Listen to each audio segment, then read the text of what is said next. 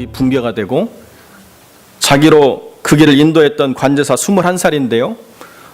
관제탑이 무너지면서 병원으로 실려갔지만 결국 사망하는 그러한 엄청난 사건이 있었습니다. 반면에 그 기장이 하나님의 음성을 듣고 5분 먼저 출발했는데요. 그 비행기에 탄 140명 전원이 다 생명을 얻었어요. 30초만 늦었어도 공항을 뜨지 못했을 것이다라고 얘기하면서 그 기장이 뭐라고 얘기했냐면 그 목소리에 이끌렸다. 팔루 공항에 착륙한 직후 일찍 떠나라고 말하는 성령의 목소리를 들었고 그 목소리에 이끌려서 이륙 준비를 서둘렀는데 30초만 늦었어도 그 재앙 가운데서 다 죽고 말았다고 이 마필라 기장이 이야기하는 거죠. 그러면서 이 사람이 뭐라고 얘기하느냐. 어떤 일이 벌어지더라도 절대 동요하지 말고 침착하면 하나님의 목소리를 더 선명하게 들을 수 있다라고 간증을 했습니다. 하나님의 손이 어디를 가든지 인도하는 사람을 기대하는 모습 이런 거잖아요. 그죠? 우리가 하나님의 손이 그 사람이 어디를 가든지 함께 있어서 재난이 오든지 역경이 오든지 하나님께서 안전하게 지켜보호해 주신다. 이게 우리가 기대하는 바죠. 그러나 가끔씩 하나님의 손이 우리와 함께 하는지를 의심하게 될 상황들을 우리가 겪을 때가 있다는 것입니다. 제가 이제 개를 데리고 산책을 나가는데요. 저희 개가 자신감 충만하고 분위기 파악을 못 해가지고 달라들지 말아야 될 때에 꼭 달라들으려고 해서 난감할 때가 있습니다. 하루는 목줄이 없는 개가 레브라도종인데 까만 레브라도예요. 상당히 크잖아요. 그런데 거리를 두고 졸래졸래 따라와요. 그래서 저는 어떻게든지 거리를 떼려고 그러는데 저희 집 개가 광분을 하기 시작했습니다. 자기보다 2배가 더 큰 사이즈의 개인데요. 거침없이 지저대고 난리가 났어요. 그러니까 이 개도 호기심이 왔다가 이제 으르렁거리기 시작하는 거죠. 그렇다고 저희 개를 자제시킬 수가 없잖아요. 그 개를 보내야 되니까. 행여 제가 개한테 물릴까 염려하는 마음이 좀 있지만 아무튼 개를 쫓아 보냈어요. 다행히 이제 개가 순박한 개라서 꼬리를 말고 도망을 가더라고요. 어떻게 했는지는 말씀을 안 드리겠습니다. 또 시험에 드는 분들이 계실까 봐서. 오늘 아침에도 우리가 많은 시간 이제 가족들이 다 나와서 개를 집에 두기 때문에 아침 일찍 개를 산책을 하는데요. 등치 2배 되는 개가 또 지나가는데 또 흥분을 하기 시작해요. 그러니까 그 개도 막 흥분하게 하더라고요. 그러면서 그 주인이 쭉 데려가면서 리틀 원이라고 막 이렇게 하는데 리틀 원이라는 소리가 듣기가 싫었어요. 이거 그렇지만 안 마주쳐야 되니까요. 그랬더니 그 냄새를 또 쫓아가지고 아주 난리를 내는 바람에 좀 힘들었던 적이 있습니다. 분위기 파악 못하는 개는 개니까 어떻게 할 수가 없죠. 그런데 여러분 지금 성경에 뭐라고 얘기하느냐. 하나님의 사람이 하나님의 손과 분리되지 않았다는 거예요. 그런데 하나님의 손이 우리를 보호하시는 손, 우리를 지키시는 능력으로 나타나지 않고 마치 머리만 내밀면 뿅망치로 두드리듯 두더지 잡기처럼 하나님의 손이 심판으로 임했다는 것이 이 사람들의 고통이고 고민이라는 거죠. 하나님의 손이 어떤 방식으로 임했느냐. 하나님이 하시는 게 아니고 그들을 하나님께서 내어버려 두셨다는 것입니다. 하나님을 원치 않다라고 이야기하기 때문에 그들이 믿는 바알, 그들이 믿는 아스다롯이 그들을 지킬 수 있는지 그럼 너희들한테 맡겨놓고 너희들이 한번 이겨봐라 이야기하는데요. 역설적으로 그것이 어떤 의미냐라고 이야기하면 하나님께서 주변의 대적에게 그들을 파른 것과 똑같은 결론이 됐다는 거예요. 하나님의 사람이 나타나서 그들을 구원할 때 잠깐 반짝 하나님의 도우심을 맛보면서 감사하지만 여전히 삶의 그 자세는 계속 하나님을 떠난 것으로 돌이킬 수밖에 없었다는 것입니다. 자, 여러분 우리가 좀 이해하기 어렵지 않나요? 하나님을 믿으면 하나님이 우리를 이렇게 잘 보호해 주시는데 왜 하나님을 떠날까요?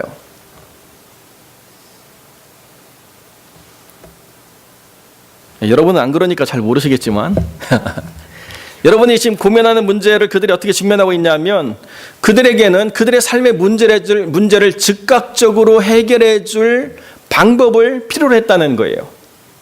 그들의 삶에서 그들이 한 번도 경험해 보지 않은 이민자의 삶이잖아요. 그들이 애굽 땅에서 광야를 겪어서 가나안으로 왔는데 가나안의 삶이라고 하는 것은 한 번도 경험해 보지 않은 이민자의 삶이 우리가 똑같아요. 그러니까 이민자의 삶에서 우리가 생각하는 것 전혀 다르죠. 제가 미국을 한 번도 안 와보고 미국 유학을 왔는데요. 항상 보던 캘리포니아 1년 내내 반팔로 돌아다니고 항상 서핑하고 뭐 이런 동네인 줄 알았어요. 그래서 긴팔 이런 거 내가 캘리포니아 갔는데 긴팔 필요 없다. 다 반팔만 가져왔거든요. 주유소 카운터에 앉아가지고 제가 아르바이트 하는데요. 카운터에 그 조그만 돈 내는 창구를 막아놔도 그 틈 사이로 들어오는 바람이 황소바람이에요. 얼마나 추운지. 캘리포니아가 이런 줄 몰랐어요. 내가 생각하던 캘리포니아가 아니더라고요. 전 베이커필드라고 하는 데를 와가지고 또 새로운 도전이었습니다. 첫 해는요, 바닥에 붙어 사는 것 같아요, 사람이. 얼마나 기운이 빠지는지 힘이 없고, 하루에 샤워를 한 10번은 해도 더위가 가시지 않는 참 희한한 땅이었습니다. 그런데 제가 어처구니 없는 건요, 저는 덥다고 막 그러는데 그 한낮에 우통 벗고 뛰는 애들이 그렇게 많아요. 쟤들은 뭔가. 자, 그런데 어느 한순간 저도 10년이 되고 나니까 한 103도, 104도에서는 창문 열고 다닐만 하더라고요. 많이 적응이 됐죠. 좀 기분 좋은 사우나에 들어와 있는 듯한, 오히려 습식 사우나를 제가 못 들어가게 됐어요. 습식을 들어가면 숨이 막혀가지고 튀어나오고, 건식 사우나에서는 뭐 여유를 갖는 그런 부분이 됐죠. 환경에 사람은 변하게 되어 있습니다. 환경에 적응하려고 하면 시간이 걸리고 어렵죠. 그런데 문제는 뭐냐면 하나님께서 가나안 땅으로 데려고 가실 때 약속했던 젖과 꿀은 도대체 어디서 흐르느냐, 이게 그들의 문제예요. 젖과 꿀이 흐르지 않는데 젖과 꿀이 흐른다라고 약속하신 하나님은 역사하지 않고 왜 하나님이 우리를 이렇게 고생스럽게 만드시는가라고 이야기할 때에 그들이 그 문제 해결을 위한 방법을 어디서 찾았느냐, 그 땅에 살던 사람들의 삶의 방식에서 찾았다는 것입니다. 그러다 보니까 비가 올 때 비를 내려주는 신이 필요하고, 비가 그칠 때 그쳐야 될 신이 필요하고, 땅을 풍요롭게 하는 신이 필요하고, 하나님을 잊은 건 아니지만 하나님이 우리의 필요를 채우지 않기 때문에 다른 무언가가 우리의 필요를 채워야 되는 상황을 맞이할 때 어쩔 수 없이 선택할 수밖에 없었다는 거예요. 그런데 하나님이 우리를 책망하신다는 거죠. 하나님이 안 하셔서 지금 우리가 힘든데 하나님 우리를 어떻게 책망하시는가라고 그들의 입장에서는 이야기한다는 것입니다. 지금 하나님께서는 그 이스라엘 사람들의 그러한 변명 또는 이스라엘 사람들의 그 합리화를 조금도 용납하지 않으셨다는 거죠. 왜 그런가? 이게 우리가 지금 믿고 있는 신앙의 가장 중요한 핵심을 가르치고 있는 것입니다. 지금 그들이 생각하는 삶의 마지노선, 그 끝선이라고 하는 것이 무너져도 하나님을 신뢰할 수 있는가라고 하는 중요한 질문을 하나님이 행하고 계시다는 거예요. 그 끝선이 무너져도 하나님이 살아계시다라고 하는 것을 내가 붙잡는가가 그들이 그 땅에서 흔들리지 아니하는 하나님 백성으로 살아가는 중요한 성장의 첫 번째 관문이었다는 거죠. 그런데 그들이 생각하는 그 선의 마지노선이 무너져 버리면 하나님도 무너져 버리는 그런 삶의 모습을 보일 때 여전히 하나님이 안타까워하신다는 거죠. 그래서 어떻게 하시느냐? 정말 그들이 두려워했던 그 상황이 실제가 될 때, 그때 비로소 하나님이 구원의 역사를 드러내심으로 그 삶의 한계가 무너져도 괜찮다. 그 삶의 한계가 무너져도 살아날 수 있는 길들을 하나님이 얼마든지 다양한 방법으로 여러 형태의 손을 통해서 이끌어내실 수 있다고 하는 것들을 하나님이 가르쳐 주셔서 내가 이렇게 살아야 되라고 하는 그 삶의 내가 정한 한계, 내가 정한 모습, 내가 기대하는 삶의 바탕이 아닌 다른 방식으로도 얼마든지 하나님을 신뢰하며 살아갈 수 있다고 하는 것을 드러냄으로 말미암아 땅에 낼 수 없는 젖과 꿀을 하나님이 공급하시는 은혜를 경험토록 하시겠다. 이게 핵심이거든요. 그들이 그것을 감당하지 못했다는 거예요. 없을 때는 기대하지 않았어요. 광야에서 무슨 젖과 꿀을 기대하겠습니까? 광야 생활에서는 하나님이 늘 공급해 주시는 것으로 살아도 아무런 문제가 없었습니다. 그런데 그 광야를 거치고 이제 땅으로 들어가서 만나가 그치고 나니까 이제는 살아간다라고 하는 것이 정말 나에게 중압감으로 다가온 거예요. 정말 나에게는 큰 위협이 됐다는 것입니다. 그리고 나서 우리가 선택한 게 뭐냐? 그래도 살았지. 그러니까 앞으로도 살 수 있을까? 이게 아니고 삶의 문제가 곧 내 생의 최우선순위가 됐다는 것입니다. 신앙이 없던 건 아닌데 삶의 문제가 최우선순위가 되고 나니까 신앙이 점점 순위에서 밀려날 수밖에 없다는 거죠. 그러다 보니까 하나님의 징계를 통해서 하나님의 돌이키시는 그런 방식으로밖에는 하나님을 경험할 수 없는, 결국 부정적인 하나님의 경험을 통해서 믿음이 무엇이냐를 확인할 수밖에 없는 상황을 그들이 맞아 있다는 것이 이 삶의 현재라는 것입니다. 우리가 예수를 믿음으로 세상 사람들이 고민하지 않는 것들을 우리가 더해서 고민하는, 다시 말씀드리면 세상 사람들의 고민과 세상 사람들이 고민하지 않는 것까지 고민을 다 떠안게 되는 그러한 상황이 됐다는 것이 그들의 실제고 우리의 현재라는 것입니다.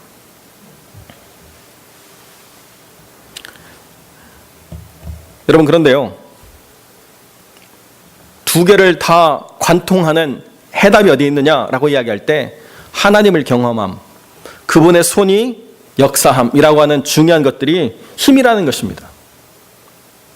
세상 사람들이 고민하는 것을 해결하는 문제도 하나님을 신뢰하는 것이고 하나님의 손이 역사하는 것이고, 내가 믿음을 지키고 살아가는 것을 고민하는 것도 하나님이 역사하셔서 그 손을 들어서 우리를 이끄시는 것, 다 동일하게 하나님이 답이라는 거예요. 그것을 경험하고 증거하라고 하나님 우리에게 그 믿음을 맡기셨다는 것입니다. 그런데 그게 그렇게 쉽지는 않다는 것이 사실 우리의 문제라는 거죠. 여러분, 고민하지 않고 결단할 수 있다고 한다면 그 부담감이라고 하는 건 별로 크지 않죠, 그죠?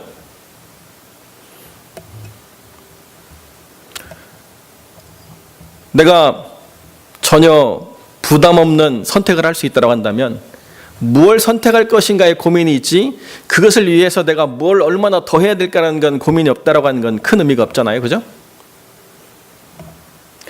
어떤 청년이 무슨 쇼에 나와가지고 자기 고민을 얘기하더라고요. 내가 지금 취업해서 한 6개월 지났는데 너무 세상살이가 재미가 없다는 거예요. 그래서 네가 꿈꾸는 3일 뭐냐 그랬더니 그냥 여행 좀 다니고 건물 하나 사가지고 세 받고 좀 그랬으면 좋겠다는 거예요. 이제 25살 처녀가 그렇게 얘기하는 거죠. 왜 그러면 그 직장을 갖게 됐느냐 했더니 자기가 선택한 과가 취업이 잘 된다라고 해가지고 공무원으로 취업을 했다는 거예요. 가보니까 내가 생각하고 현실이 너무 달라가지고 재미가 하나도 없대요. 예, 현대 한국에 살아가는 그 청년들의 고민이 다 그런 것 같아요. 왜냐하면 40대, 50대의 삶이라고 하는 건 사실 지금만큼 취업이 어렵지 않고 어느 정도 노력하면 자기 집을 가질 수 있었고 어느 정도 애쓰면 그래도 어느 정도 중산층의 그 삶을 즐길 수 있는, 때 되면 뭐 해외도 갔다 오고 때 되면 뭐 이런 것도 누리고 하는 그런 자기가 꿈꾸는 바를 성취할 수 있는 부분이 있다라고 한다면 이제 20, 30대의 사람들은 원한다라고 해서 되어지지 않는 것들을 경험하면서 더 많은 좌절을 느끼게 된다는 거죠. 모든 사람들이 원하는 게 뭐냐?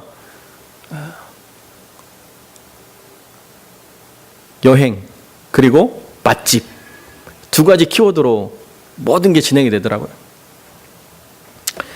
한국 프로그램들을 뭐 많이 보진 않지만 봐도 키워드가 다 그거예요.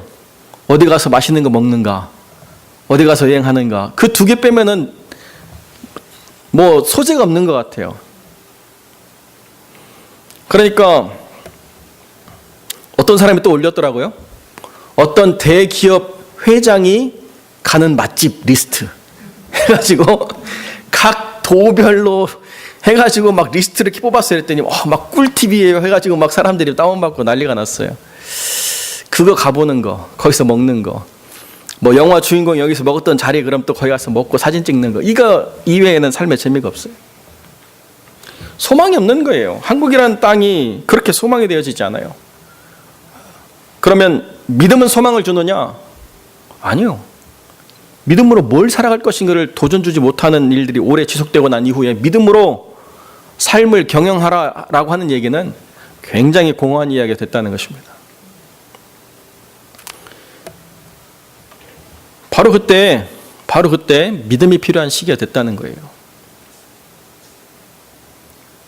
어떻게 하나님이 역사하시는가라고 하는 것을 경험하고 그 경험을 전달했던 세대가 그 다음 세대를 동일하게 경험을 누리게 하지 못하고 그냥 마냥 누리는 세대가 되고 나니까 그 다음 세대는 또 어떻게 살아갈까에 대해서 전혀 경험이 없다는 거죠. 여러분, 한국의 재벌도요, 3세대가 되고 나면 별로 존경받을 게 없어요. 1세대는 노력했고요, 2세대는 노력하는 부모 밑에서 나름 힘든 고생을 했는데요, 3세대는요 고생할 게 없어요. 태어날 때부터 자기는 금수저였어요. 뭘 선택함에 있어서 고민이 하나도 없었거든요. 그러고 나니까 그것을 그런 사람들만 누리는 게 아니고 대부분의 가정이 다 부모는 고생하더라도 너는 고생 안 했으면 좋겠다는 삶을 사니까 고생 안 하는 게 원래 삶인 것처럼 살아가는 태도를 취하지 않습니까? 믿음이라고 하는 것은 그냥 추상적인 논리 또는 막연한 기대 그리고 심리적인 안정을 위해서 내가 취하는 게 아니고, 믿음은 현실이에요. 나를 그 삶 가운데서 구원하실 하나님을 맛보고 경험하는 것, 이게 실제거든요.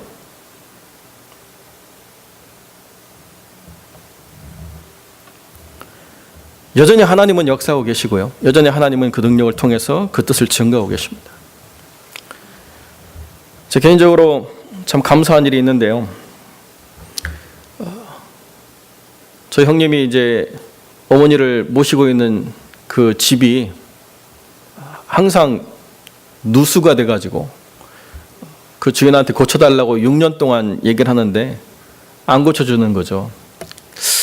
나가라고 그러는 건지 아니면 뭔지는 잘 모르겠지만, 뭐 집주인 입장에서 보면 90다 된 노인이 치매에 걸려가지고 있는 그런 집을 받는 것보다는 훨씬 뭐 다른 이익이 있을지도 모르겠고, 뭐 여하튼 그런 상황이었습니다. 그래서 집을 옮기려고 하는데요, 한국 요즘 집업기가 굉장히 어렵잖아요. 형제들이 각출해가지고 월세를 내기로 이렇게 했는데 그것도 쉽지 않아요.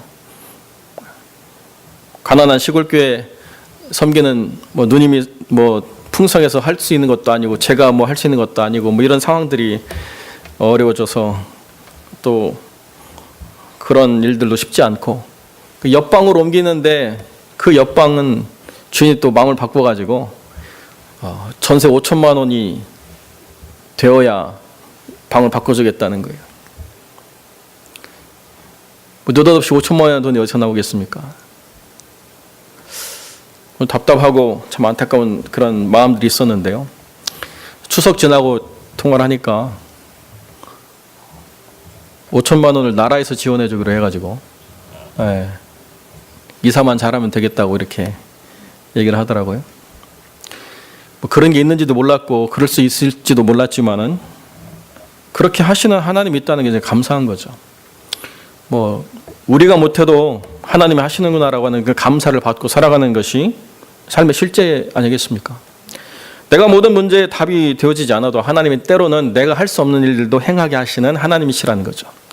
그러나 중요한 건 뭐냐면 내 기대, 적어도 내 삶에 대한 내 기대가 내가 그리는 그림이 아닌 하나님 손 안에 있어야 된다라고 하는 그것에 우리가 순복할 때, 그때 하나님께서 내가 바라는 바람의 정말 실상이 무엇인지를 깨닫게 하시고 그것을 누릴 수 있도록 우리를 다듬어 가시는 그런 과정을 우리에게 허락하신다는 거예요. 아까 얘기로 돌아가면 그 젊은 아가씨한테 그 사회자가 그러더라고요. 건물주는 고민이 없겠느냐. 공실률이 높아지면 그 건물주도 괴로울 수밖에 없잖아요. 어떤 사람이든지 내가 보기에는 괜찮고 내가 보기에는 아무런 문제가 없는 것 같아도 다 힘들고 어려운 부분이 있다는 거죠.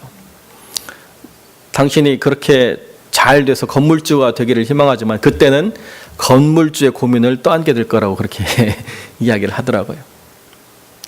쉬운 건 하나도 없습니다.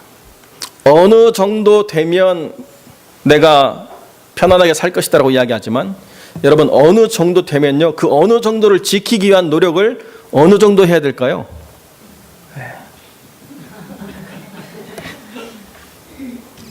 제가 3,000불짜리 차를 사고요 첫날 잠을 못 잤어요. 누가 그 차를 훔쳐갈까 봐. 저한테는 최고의 차였습니다. 지금 생각해보니까 아무도 가져가지 않을 차더라고요. 그런데요, 제가 그때 요즘 잘 나가는 최고급 차를 거기다 파킹해 놓으면 잠을 잘 수 있을까요? 자산이 높아지면 그 자산을 안전하게 지키기 위한 고민을 더 해야 돼요. 그래서 중국의 부자들이 캐나다의 부동산을 다 휩쓸어 가는 바람에 중국 부자들의 캐나다 부동산 취득을 막기 위해서 캐나다 정부가 엄청나게 취득세를 높여버렸잖아요.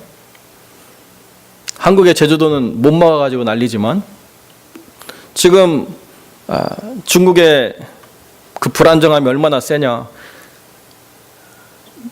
조금만 밑보이면 거덜나는 것입니다. 중국 최고의 여배우가 몇 달 동안 사라졌다 나타나가지고 자기가 가진 집 41채를 팔아서 세금을 갚아야 되는 상황에 맞이했어요.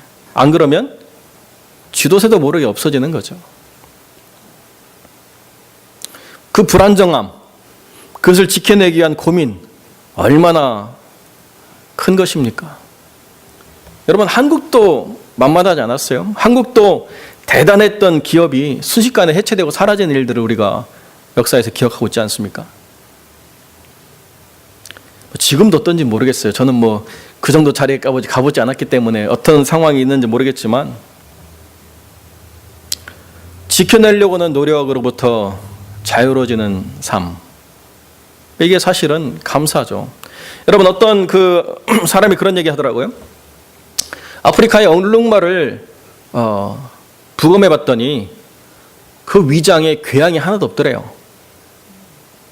맨날 사자한테 잡혀먹고 또 표범한테 잡혀먹고 뭐 이렇게 늘 사냥당할 불안에 살아갈 것 같은데요. 그 얼룩말들을 잡아보면요 속에 궤양 하나 없대요. 스트레스 안 받는다는 거예요. 우리가 생각할 때는 엄청 스트레스 받으면 살아갈 것 같지만 걔네들은 스트레스 하나 안 받는데요. 그냥 주어진 삶에 순응하며 살아가기 때문에.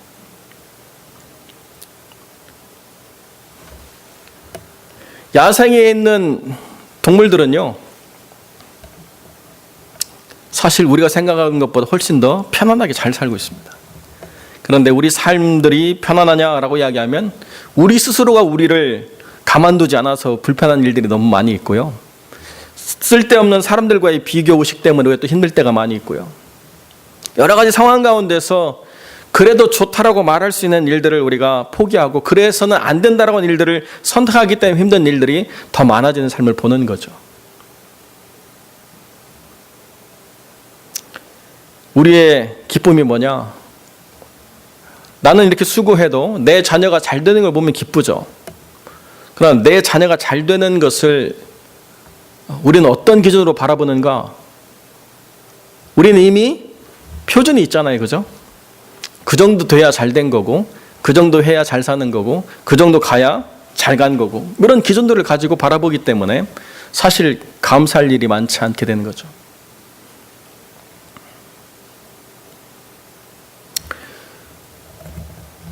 처음으로 딸을 대학을 보내고 나서 얼마나 기쁜지 이루 말할 수가 없습니다.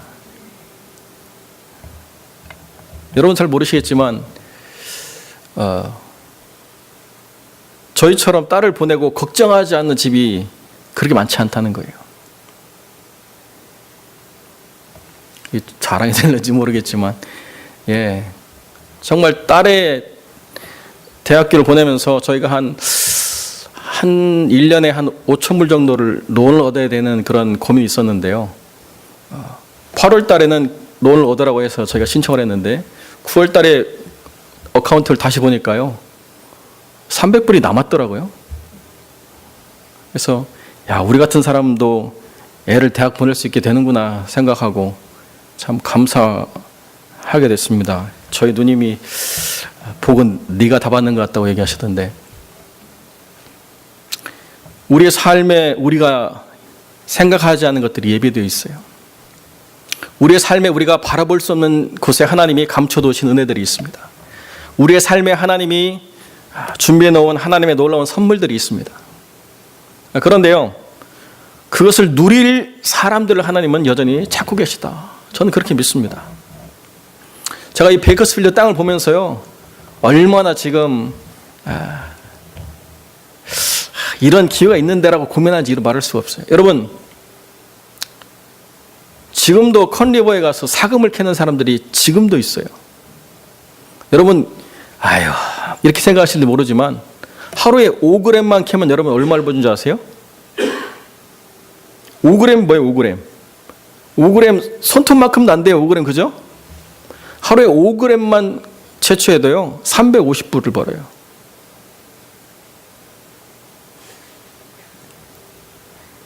한 달이면 얼마예요? 10,000불이에요. 여러분, 제가 지난번에도 오팔 얘기했는데요, 오팔이라는 보석의 최대 산지가 호주인데 최고의 오팔이 나는 데는 어디냐?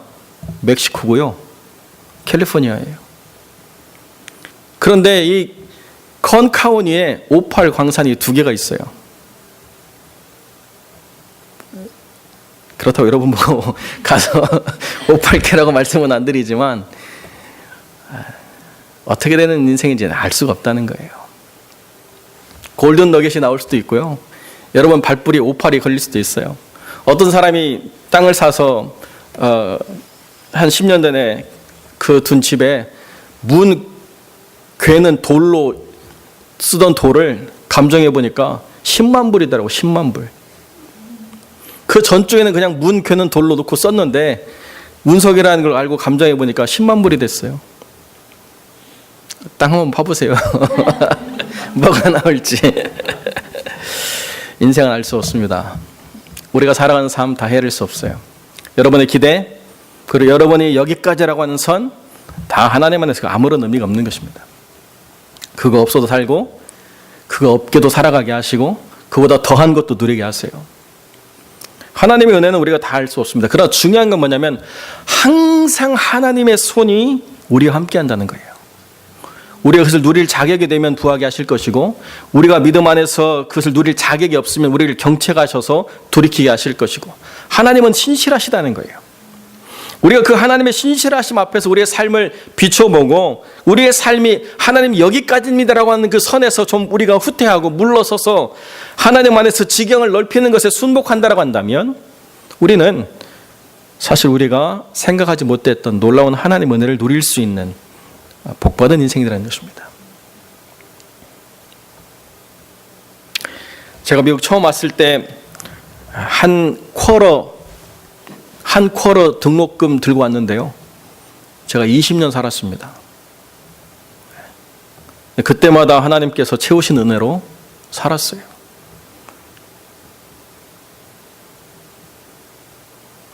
$3만 불도 아니고 30만 불도 아니고 3,000불 들고 왔는데요, 20년 살았습니다. 하나님 은혜가 살아가게 하신 거죠. 중요한 것은 그 뜻 안에 있다는 것입니다. 여러분이 고민할 것들, 여러분이 힘들어하는 것들, 여러분이 애쓰는 것들이 다 헛것은 아니지만은 그러나 하나님의 손이 함께할 때 여러분이 수고하지 않은 것들에 대한 하나님의 위로를 누릴 수 있다는 것이죠.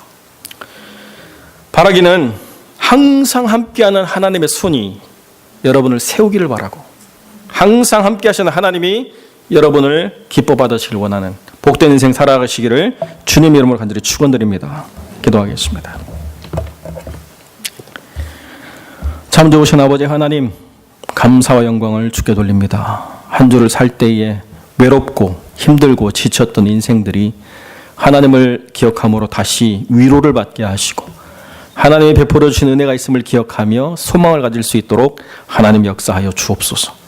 우리가 행할 수 있는 일들은 지극히 제한적이지만은, 그러나 하나님은 제한받지 않으심으로 우리를 때로는 하나님의 제한 없는 삶으로 이끄실 때에 두렵고 염려되고 근심하는 마음들이 있을 수는 있지만은, 그러나 그 뜻 아래 순복함으로 하나님이 예비하신 놀라운 복을 누리는 복된 인생들 되게 하여 주옵소서.